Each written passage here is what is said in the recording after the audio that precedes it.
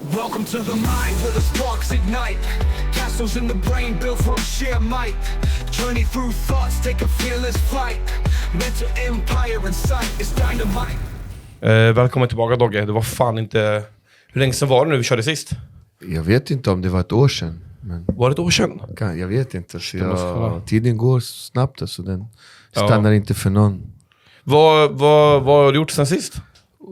Jag har gjort så mycket grejer. Alltså det har varit skivinspelningar, skriva låtar, uppträdanden, reklamfilmer.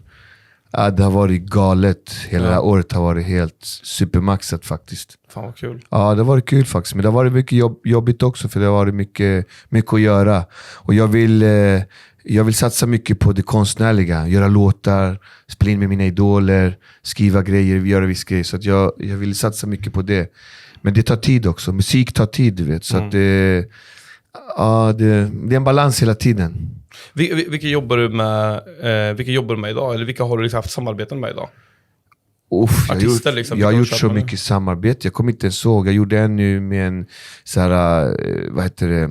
indie-pop-snubbe som heter Kasp. Gjorde en låt som heter Död Galleria. Som han släppte sitt bolag. Sen gjorde jag också en låt som heter Perfekt med Anjo och Ali Brush och Jag får känna igen Ali Brush. Vem fan var det? från Medina. Ja, just det. Så gjorde beaten. Du vet att han bor här, va? Och JP som var med och sjöng refränger och sådär. Vem är Anjo? Ja, det är någon sån här YouTube. Är han YouTubern från Norrköping? Ja, exakt. Jag har inte så jättekoll på alla, du vet. Men han är YouTuber. Så att vi gjorde en låt tillsammans, alla vi. Så den är perfekt. Men han rappade, han Anjo? Ja, han rappar faktiskt. Han gör det? Vad tycker du? Jag skojade lite om hans rap, men det är kul när folk kör alltså. Nej, han var grym alltså. Grym. Men nu för tiden alla rappar, du vet, så man kan inte säga någonting. Nej. Alla är rappare, alla är grejer. Alla är musiker. Så jag älskar alla, du vet. Jag är ingen så här negativ person liksom. Såklart inte. Så att, men du vet, nu med datan, du behöver inte ens rappa, nu datan kan rappa åt dig också. Så det är liksom... AI. Ja, exakt.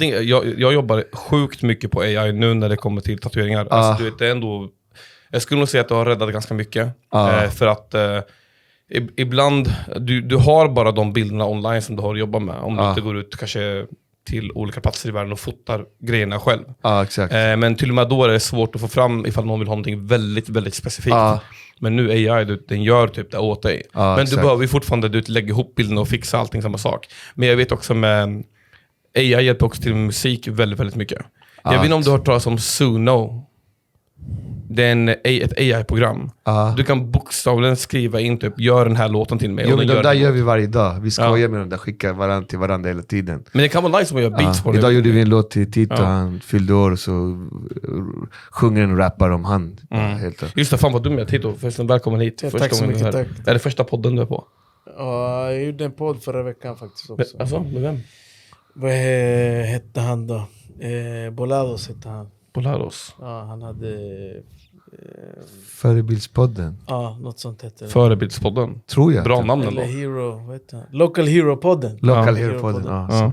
Antonio Bolados. För er som inte vet, Tito, du är barndomsvän med Dogge, eller hur? Ja. Hur länge har ni känt varandra? Sen jag var liten, väldigt liten. 35 år kanske. Hur gammal är du? Jag fyller 45 idag. Idag? Idag.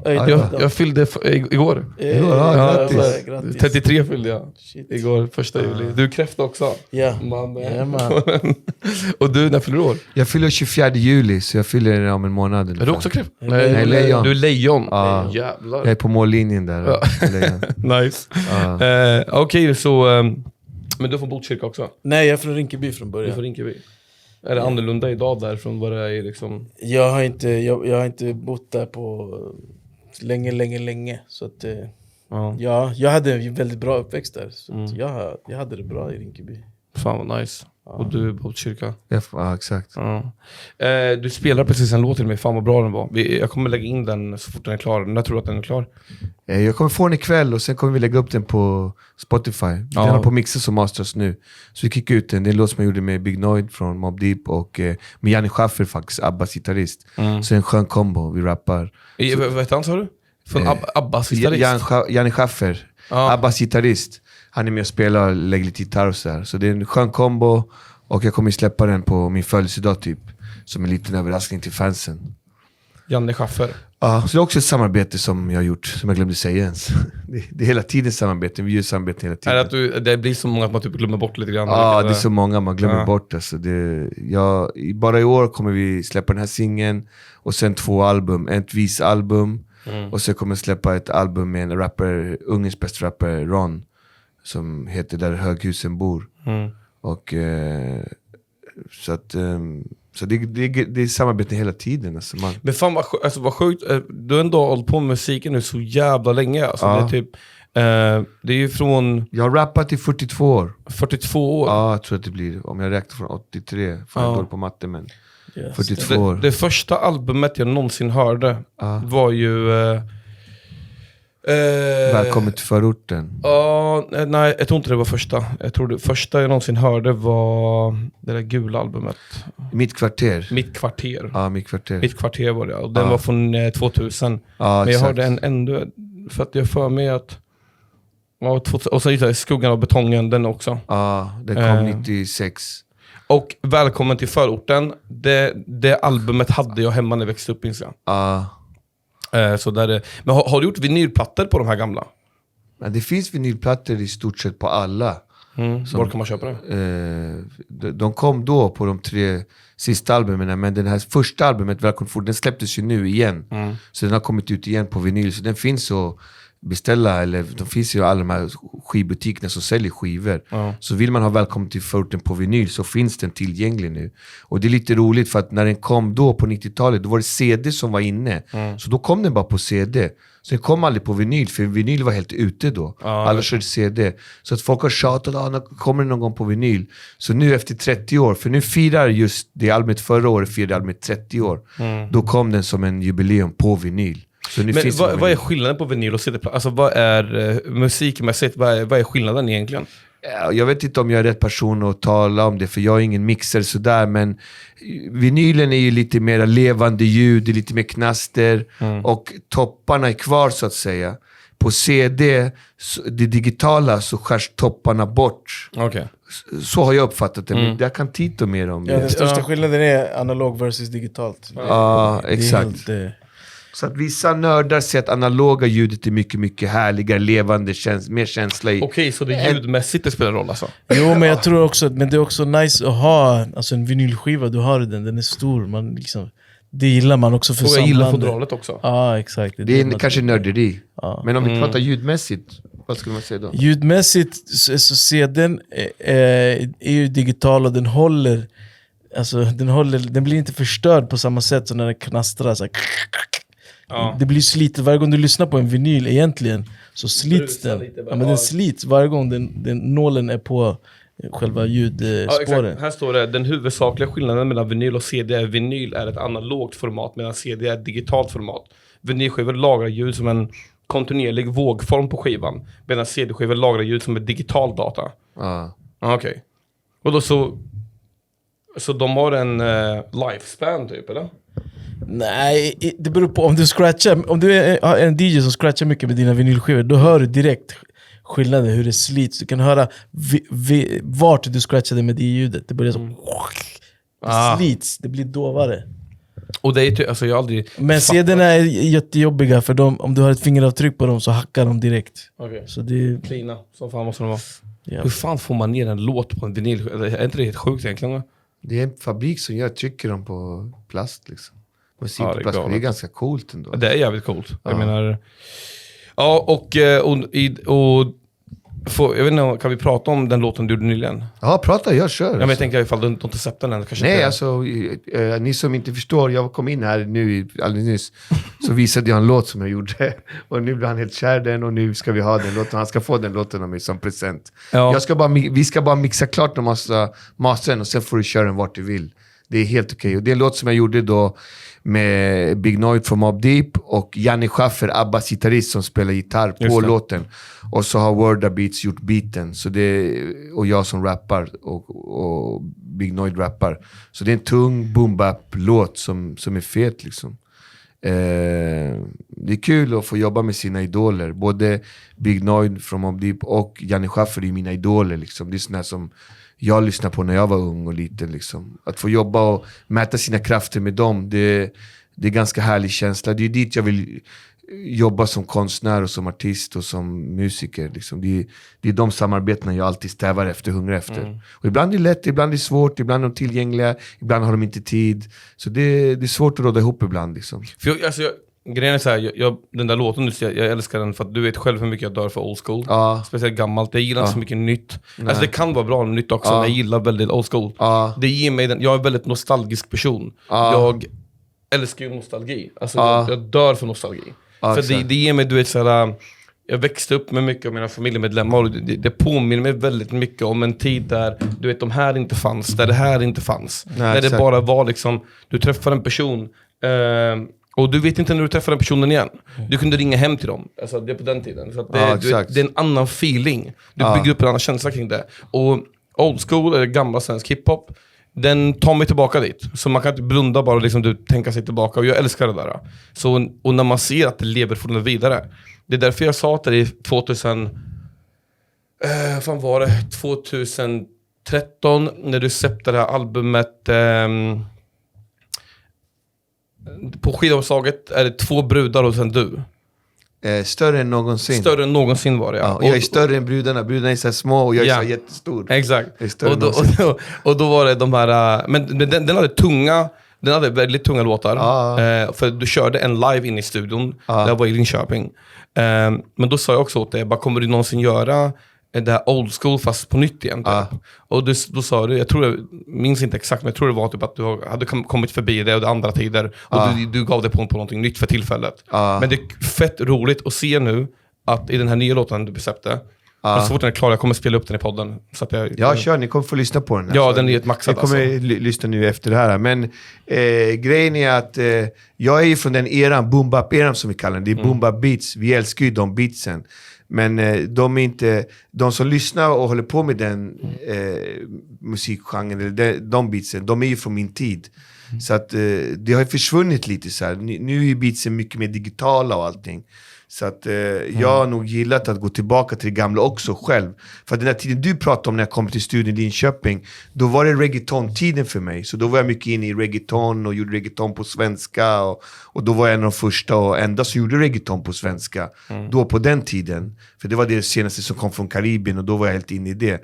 Och då frågade jag vet inte, vi får se vad som händer. Då vet man inte, som konstnär man vill hela tiden prova på nya genrer och stilar.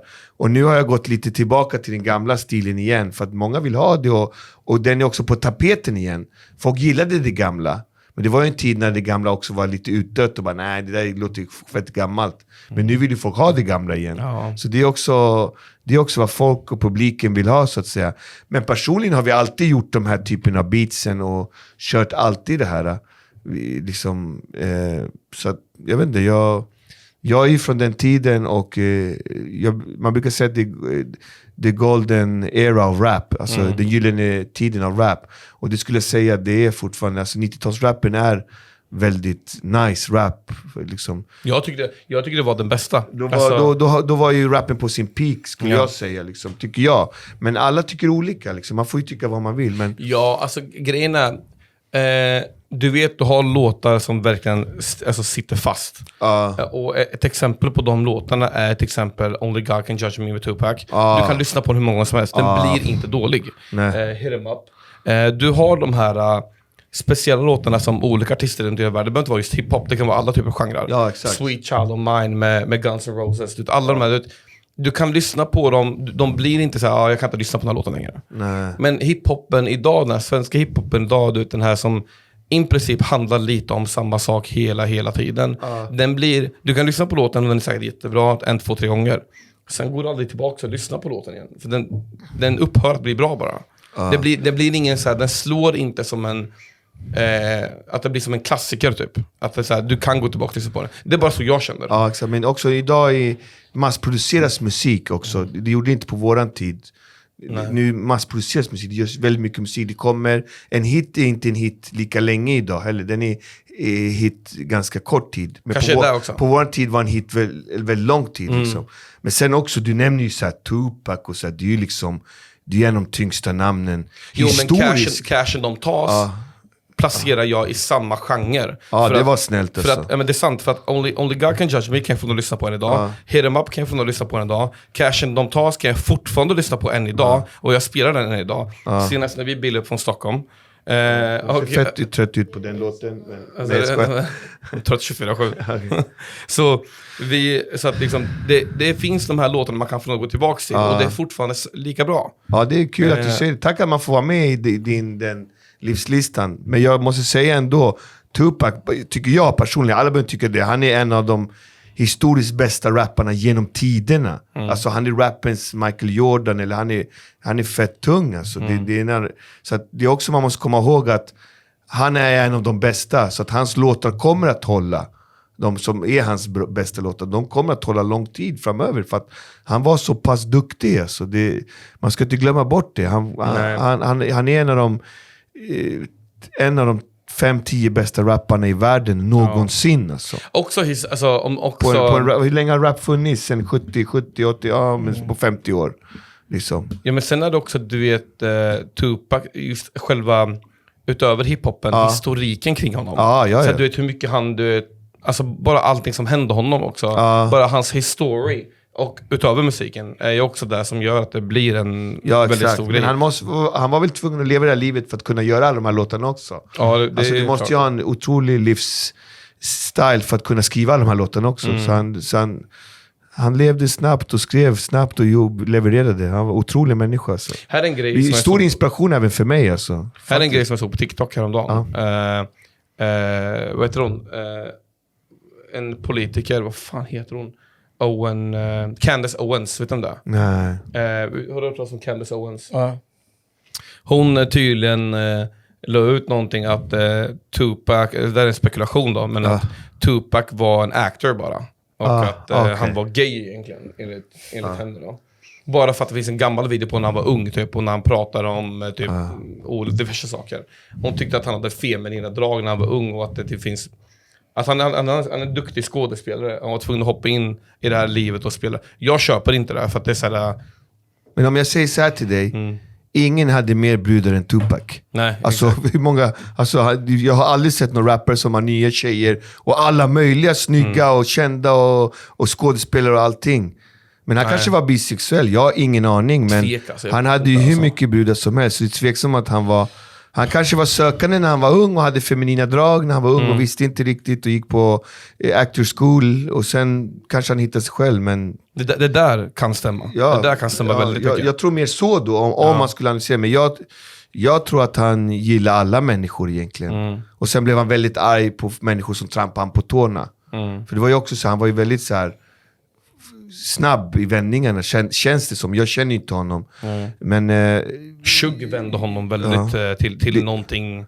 Han gjorde ett monster av honom alltså. Ja, det vet vi. Alltså, det är svårt att säga av personer man inte vet. Jag har träffat båda de personer du nämnde. Shug? Ja, faktiskt Tupac, det fanns en grupp när vi var små som hette Digital Underground. Och de hade en rapper som hette Humpty Hump. Och man älskar han med näsan. Ja, han med näsan, exakt. Man älskar ju honom. Och de uppträdde på, jag tror det hette Sten Stures i Uppsala. Och då var Tupac dansare till, vad heter det? För det var early days det här. Ja, det här är early innan days. någon av dem var kända. Alltså Humpty Hump, Digital Underground. Och då var vi på konserten och då var Tupac och dansade i såna här turkbyxor eller såhär Aladdin-byxor liksom. För de hade så här orientalisk vibe på deras... Ja, och så dansade han där och sen, om jag minns rätt, men jag kan inte vara 100% att han drog en vers också. Där är Humpty Hump, exakt. Han var ju en stjärna när vi var små. Det kommer du ihåg också. Humpty Hump. Det är Humpty Dance, och det var en dans. Och sen Tupac hade en vers som han la in på någon av låtarna. Och det var där han liksom folk plockade upp honom. Och sen folk tror att man har skojat, men grejen var att det var en studenttidning som ville intervjua Humpty Hump, men han var så upptagen så då fick de inte tag i Humpty Hump. Då intervjuade de en dansare och då intervjuade de Tupac. Var det här i Sverige? Ja, i Sverige. Så den intervju finns någonstans. Du skojar? Nej, det är sant alltså. Du kan googla Tupac i Sverige. Alltså. Och vi var på den här konserten. Jag tror Rigo också var med där. Jag kommer inte ihåg vilka som var med. Men vi var i hiphop-nördar, så vi var där när vi var små killar. Vart var det, sa du? Antingen heter det Sten Stures, men de har bytt namn. Så jag kommer inte ihåg vad det hette då. Jag har för mig att det är Sten Stures i Uppsala. Jag kommer klippa in videon i podden. Men skriv bara Tupac, Sten Stures Uppsala. Det kommer komma upp. Det finns massa bevis på det. Den är helt galen. Men alltså. hur som helst, sen när jag var 1993, då var jag i New York. Nej, i Los Angeles. Och då var med en journalist som hette Jonas Solén. Och då var vi med Youth Gang Community Service med en kille som hette Magic. Och då sa han så, hey Doggelito, you have a similar name like a upcoming rapper. His name is Snoop Doggy Dogg. You wanna meet him? Och jag bara, okej. Ja, förlåt, jag avbröt dig. Yes, I can meet him. Så vi åkte dit. Och då träffade vi... Snoop skulle dela ut julklappar i gettot till barn. Och då åkte vi dit och så delade han ut julklappar till fattiga barn. Jag kommer inte ihåg om det var Inglewood eller om det var Watts eller South Central. Men det var någonstans där i alla fall. Och på den tiden var innan mobilerna, så jag tog kort så här. Så jag tog massa kort på Snoop, på Suge Knight, på Corrupt, på Dogg Pound, alla och var där. Och Jonas var med mig också. Och så såg vi han typ innan han var känd liksom. Han var upcoming rapper. Och då var Suge redan inblandad. Och så intervjuade de Suge i TV. Och det var då jag tog kort på Suge när han stod så här med intervju. Och då såg han såg ganska stor ut. Han är stor, va? Han var stor och ganska, lite läskig sådär liksom. Men han var ju typ någon amerikansk fotbollsspelare i LA Rams. Exakt. Och sen blev han livvakt och sen gick han vidare. Men lång, så båda de två har sett som du nämnde, det var bara så wow. Okej, men för jag har sett på din Instagram att du brukar lägga ut, det här tycker jag är ganska coolt att du gör faktiskt. Det är väldigt bra för de som följer, kanske inte vet vilka de här gamla legenderna exakt. Du lägger upp en bild med dem, sen skriver du vilka de är och vad de har gjort och vilka typer av personer. Jag har sett att du brukar göra det. De brukar kalla mig Doggipedia för att jag kopierar från Wikipedia och lägger upp. Men det är bra så folk får se det. För ibland lägger jag upp bilder och folk bara, vem är det här? Och jag är så trött på att sitta och förklara bara, det är den och den. Så då tar jag den här texten, lägger upp den, så kan du läsa själv vem det är jag har tagit kort med. Så slipper jag hela det där svara på 1000 frågor. Och det är också så här, gamla artister som jag gillar när jag var liten, och ungdomarna vet ju inte vem det är, men de är ändå tunga, eller de är legender, eller har gjort sin grej. Det är ju sådana som jag inspireras av. Så det kör jag hela tiden. Vem inspireras du av? Eller vem inspirerades du av när du började? Alla som håller på med konst, musik, film, alla yrken som är skapande. Tatuerare också. Alltså, när man skapar någonting, när man gör någonting. Där man, graffiti också. Graffiti också. Där har vi massa sådana här alla tatuerare kommer ju från graffiti. Jag kommer från graffiti. Okay. Alltså, jag har varit tatuerare efteråt. Men det var bara han i Wildstyle, nu glömmer jag hans namn också. Men du, jag kommer slopa hela mitt jävla intro på min podcast för att jag fucking hatar den AI-låten alltså. Den låter så gay alltså. Jag lägger in din låt istället. Ja, jag kommer lägga in min låt. Ja. Men nej, så det kan vara breakdancers som Roxy Crew, Crazy Legs man inspirerar oss av.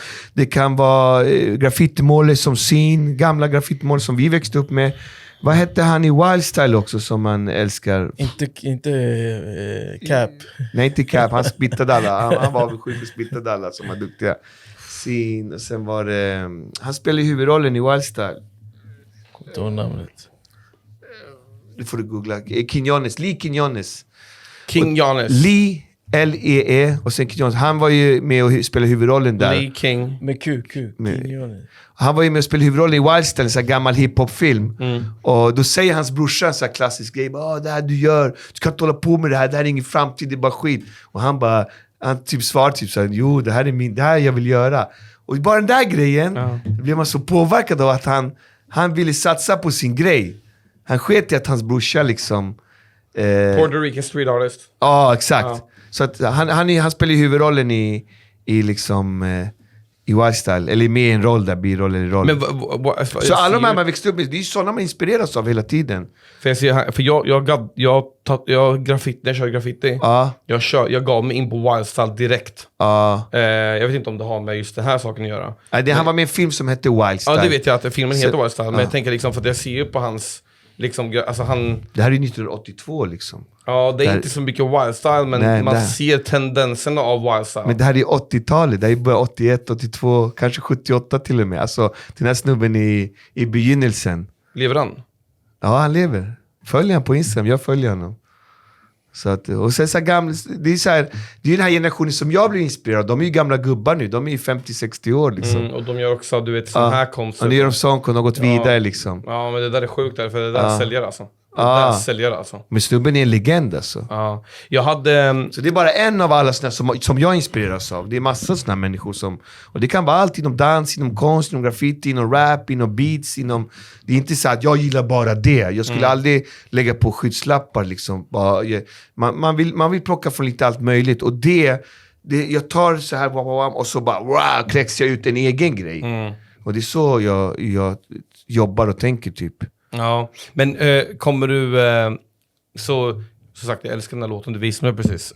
Kommer du köra någonting, alltså kommer du fortsätta på det där? Ja, vi kör hela tiden. Jag vill så gärna se mer av det där alltså. Ja, men vi kör hela tiden. Vi gör bomba beats hela tiden och rap hela tiden. Det är bara att det inte är så...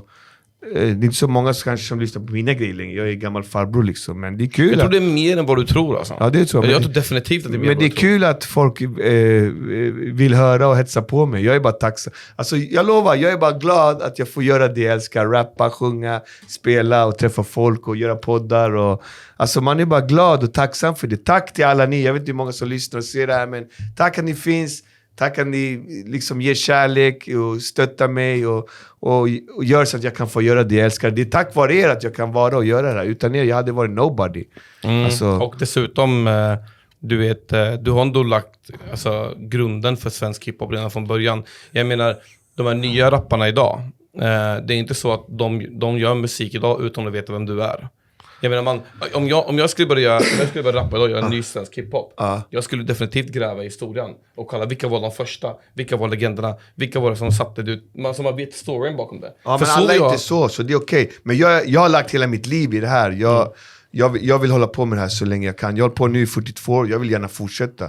Så att men jag brukar inte titta på vad andra gör och så här. Jag försöker fokusera på min egen grej och göra det. Och sen kan man inspireras av folk och så här. Så att rappen utvecklas ju hela tiden. Det som är inne idag kommer ju vara ute imorgon och så kommer det något nytt hela tiden. Det är så med allt, det är som med tatueringen. Nu är det inne med de här tatueringarna och nästa år är det något annat som alla ska ha liksom. Jag kommer ihåg alla när jag var liten skulle alla ha en sån här tribe liksom. Alla hade sån här tribe, det var liksom.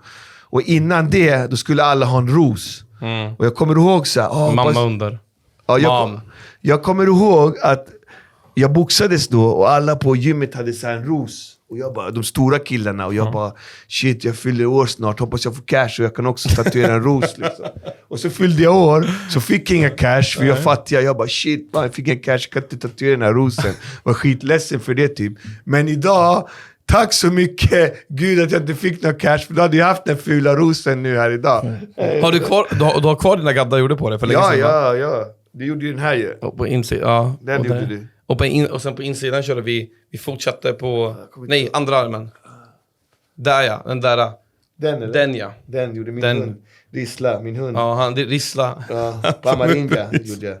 Så de gjorde vi. Så vi körde. För han hade gått bort, eller hur? Ja, han gått bara fett ledsen alltså. Min pitbull som jag hade i 15 år blev han. Pitt, har du någon hund? Nej, jag har ingen hund. Har du något jag är allergisk så jag kan inte ha någonting. Fiskar? Men jag har haft sniglar, såna här afrikanska jättesnäckor. Alltså? De var hur stora som helst. Fick de hit? Nej, men de fanns...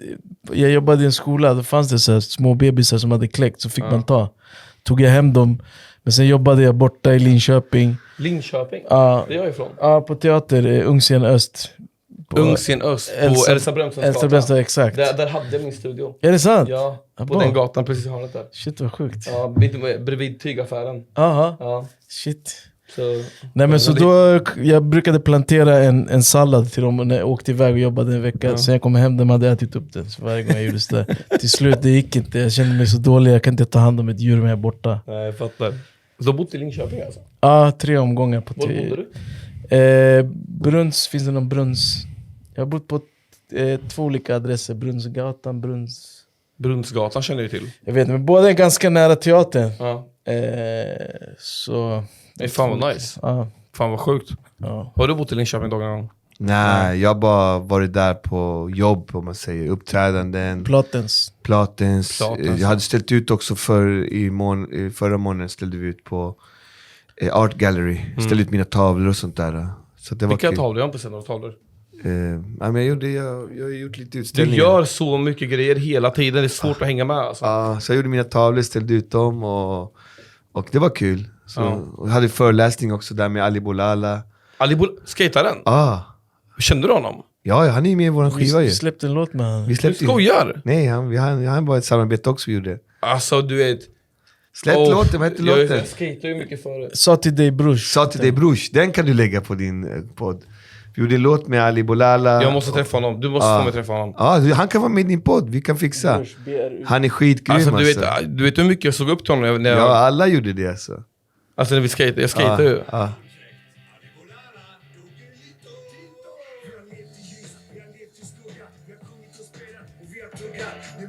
Jag är på livets väg. En rappare lägger sin tag. Ett heligt moment, så mycket har hänt. Att starta tidigt på Botkyrka bänk. Mycket har vi förlorat.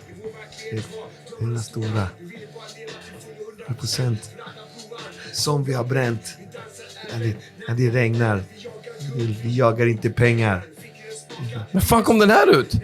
Förra året. I december. Vi lever farligt. Sa till dig brors, det är Doggy och Ali. Här Tito som sjunger. Tillbaks igen.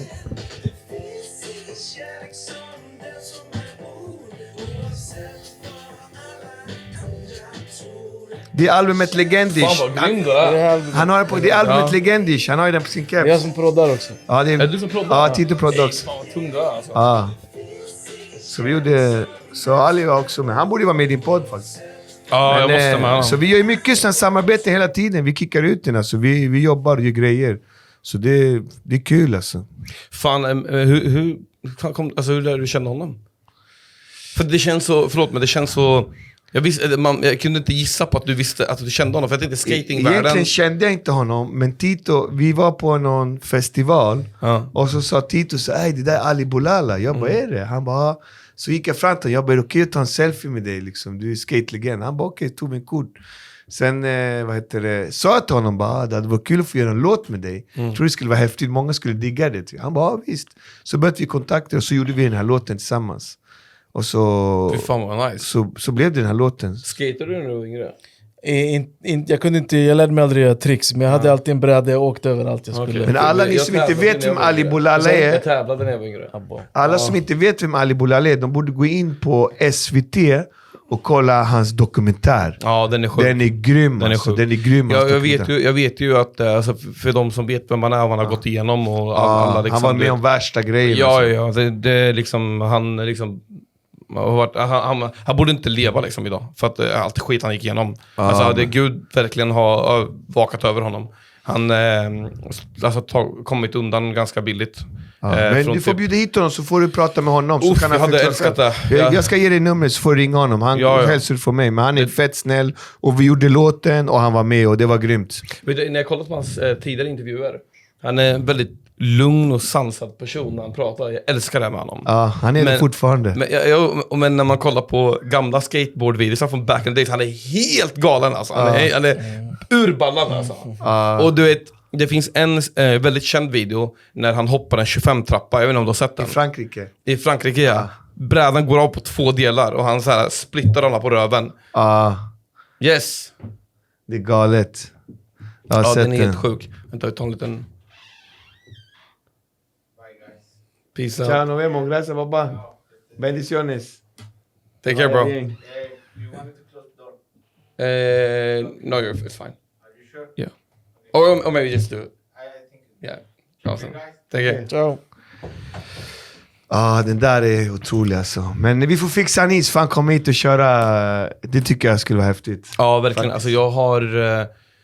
fan, alltså han är ju så... du vet, man växte ju upp till det här. Ja, speciellt, han skate ju med många också amerikanare. Ja, han var ju grym alltså. Men jag minns speciellt den här 25-trappan han hoppade ner för. Du vet, det är så här suicide. Alltså du vill bryta någonting. Så att den var helt sjuk. Kan du gå till min bil och hämta en snusservering? Tack. Så den var jävligt galen. Men fan vad sjukt, det är så otippat. Men det där jag säger till dig, du har... Det är det här jag menar när jag säger det. Liksom, du har träffat så sjukt många människor. Och du var ju ändå i LA, Alltså du har stött på så många. Jag hittade förresten den här radiointervjun med Tupac när han var i Sverige. Ja, du hittade den? Ja, kul. Får sända därifrån, visa upp den så folk vet. Alltså, exakt, man har levt och man har varit på plats i navet där det har hänt grejer. Och det är lite det också som konstnär. Man vill vara i närheten när det händer saker för att man blir inspirerad. Och det är det vi konstnärer jagar, inspiration hela tiden. Vi vill ha inspiration hela tiden. För när vi får inspiration, då kan vi kräkas ut våran konst, så att säga. Ja. Så att då behöver man kanske vara på vissa platser och träffa lite folk och sådär. Det finns en sak jag verkligen hatar. Och det är, du vet, vissa tatuerare till exempel. Så här, man båda följer varandra på Instagram, eller hur? Och man är i princip lite på samma nivå i världen. Man är duktig, båda är duktiga, båda professionella. Men nu vet jag inte hur det är i musikvärlden, men är det någon sak jag märker som jag stör mig på väldigt, väldigt mycket? Och det är bro, till exempel, vilka nålar använder du här? Vilken stålek på liksom, för det finns olika nåltjocklekar, så den nålen sticker ut. Tjockleken på den nålen, det finns olika. Så man frågar bara så här genuint, vilka nålar använder du? Så här, visa att svarar inte. Är du med? Och de här sakerna. Och jag stör mig på det där, för det är så här liksom, du kan inte bara skriva, eller? Alltså det är så här, du låter dig bli inspirerad av världen, men du vill inte att världen ska inspireras av dig. Ja, exakt. Och jag stör mig på det där lite. Ja, men det där finns också i musik. Det finns vissa som skiter upp med allting och vissa som aldrig ens svarar och vissa som bara rynkar på näsan. Så det är överallt, det är i alla världar. Det är livet generellt. Så ja, att, men förstår du, han har inga problem att inspireras av diverse tatuerare och liksom, kanske om man går till Vatikan-kyrkan och han fotar olika statyer och han kan inspireras därifrån. Men han låter sig inte andra inspireras av honom. Jag tycker det är egoistiskt som konstnär att du gör sådana saker. Det är inte biting, utan det är typ så här. Jag har inga problem. Om någon men de är rädda att kanske deras style ska kopieras eller det är inte konstigt man är ute efter liksom. Det är bara vilka nålar använder jag tror jag fattar, det blir lite så här onödig gatekeeping. Om någon skulle fråga mig vilken mick använder ni i studion, vad spelar det för roll om jag säger? Ja, till exempel om du spelar graffiti, använder du fat cap, small cap, vilka munstycken använder du? Det är inte så här, visa mig hur gör din konst. Nej, exakt. Det är så här, alla har ju sin typ av konst. Men det där gatekeepingen har jag sett också. Jag har inte den. Jag har så många människor som går utanför min studio här och de kommer in och de bara, hej, så här, jag har typ precis blivit tatuerare, jag håller på att lära mig. Det har aldrig hänt att jag säger stick härifrån. Jag säger kom in här, sätt dig bredvid mig, kolla vad jag gör, kolla om du kan lära dig, ta med dig någonting. Ja, jag är lite så också. Och jag vet att du är det. Men alla är inte så, det är det i livet. Jag vet om folk inte är så. En del är ju bara rädda och en del vill vara så här, hålla grinden stängd. Och en del är bara så här blyga och en del de kan inte vara sociala liksom. De blir så låsta. Det är de rädda för. Det är väldigt, men alla är väldigt olika. Det är olika människor liksom. Jag är en lärare. Jag i grunden, jag gillar att lära. Då får man lirka in liksom. Och det skadar inte mig. Nej. Utan jag kan ge en bra vägledning till en person som har precis börjat gadda och kommer in i den här världen. Jag ger det utan problem. Det öppnar ju mer dörrar i livet, tror jag. Alltså. Självklart. Det kommer öppna mycket mer. Do good and good will come back. Ja. Men alla är inte så. Det är inget mer med det. Så är det i allt, tror jag. I alla branscher, överallt, hela tiden. Dygnet runt. Nej, men alltså det är vad det är, men alltså, jag vet inte. Det kan störa mig i alla fall i min bransch lite grann det där. Men som sagt, man kan inte förvänta sig allting från dem heller. Nej. Så, it is what it is. Vad händer nu då? Vad ska ni göra idag? Vi ska gå och käka nu faktiskt. Vi är tvärhungriga. Vi har kört ner från Stockholm och sen ska vi gå och kolla på en fet konsert med Mobb Deep. Faktiskt våra idoler som var idoler när vi var små. Så här. Och Bandana P är död så han är inte med. Eller Prodigy. Men de två andra är med. Så att, det är kul att se dem. Liksom. De rockar fortfarande. Det är lite födelsedagskalas för Prito också. Liksom. Få titta på tung rapkonsert. Det är roligt att de har sagt att alla måste komma orange. Det är därför vi har massa orange här idag. Det är orange party. Och det där borta? Ja, fuck vad nice. På Nefertiti, va? Ja, exakt. Ja, nice. Har du varit på de här colors-grejerna eller? Alltså du vet, jag går väldigt sällan ut i Göteborg. Alltså jag festade väldigt sällan. Men jag har varit på Nefertiti. Jag var ju där när Doggy spelade sist. Det var den enda gången jag var där. Det var den enda anledningen för att jag stiga dit liksom. Men brukar du på Nefertiti ofta? Nej, vi har giggat där.